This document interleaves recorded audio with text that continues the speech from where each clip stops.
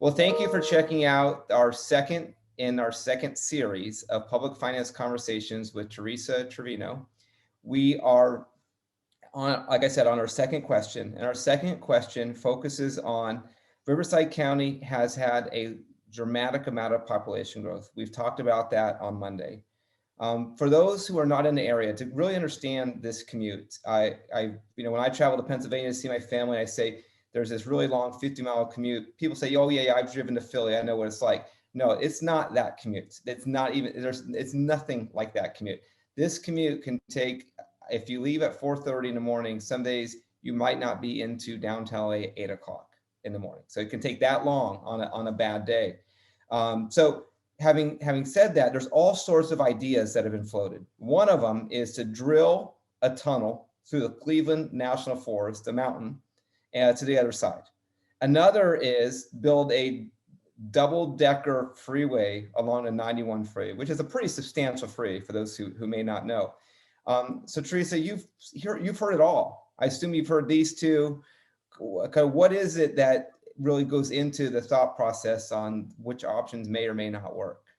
Well, usually it starts with, feasibility studies, and then it moves on from there, whether or not it gets out of that stage.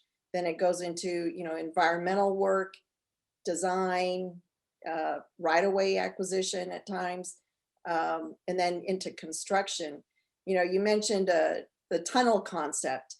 Over 10 years ago, we actually studied a tunnel through the Cleveland National Forest, and we actually called it ICE. I had forgotten the acronym, but when I went back and looked at it, it stood for the Irvine Corona Expressway. And we had worked with OCTA on studying that.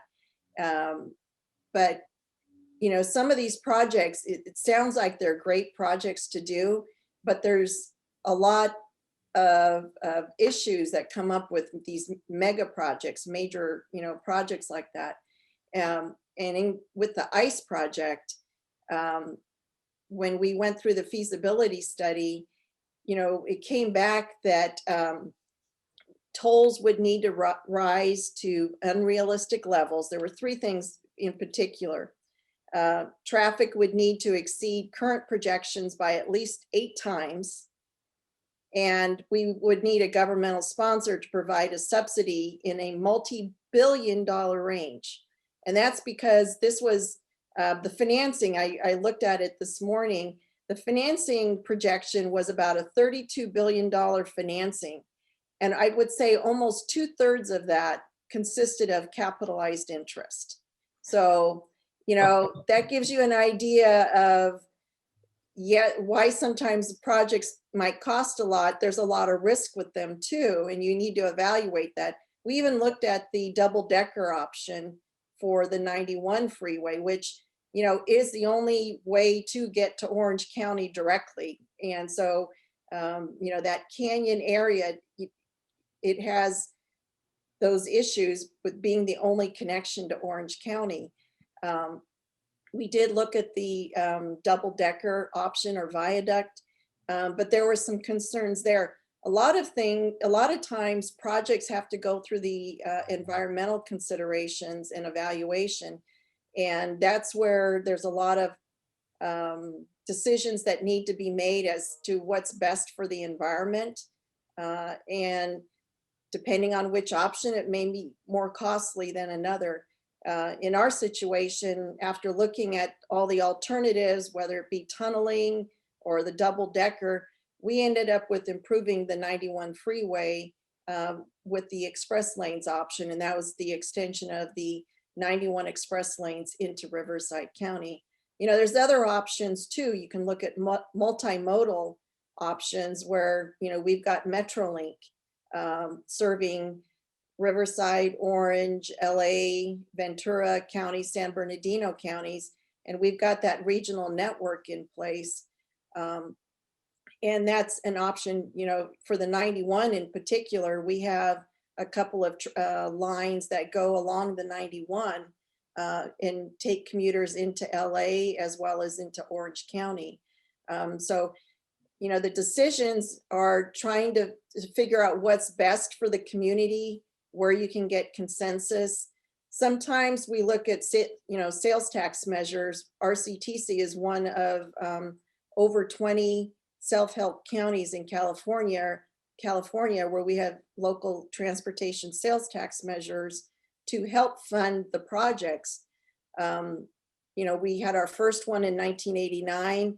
Our second one was approved in 2002, but didn't go into effect till 2009. One of the things that happens though is when you plan these measures, you anticipate, what projects are needed for the current situation with some outlook into the future. But I think either with the first measure or the second measure, our Riverside County was growing. And so there were different areas that were going through growth. And so it's hard to catch up, when you feel like you're just trying to, catch up with the next project or their next issue. So a few years ago, we actually started work anticipating going to the November 2020 ballot with the sales tax measure.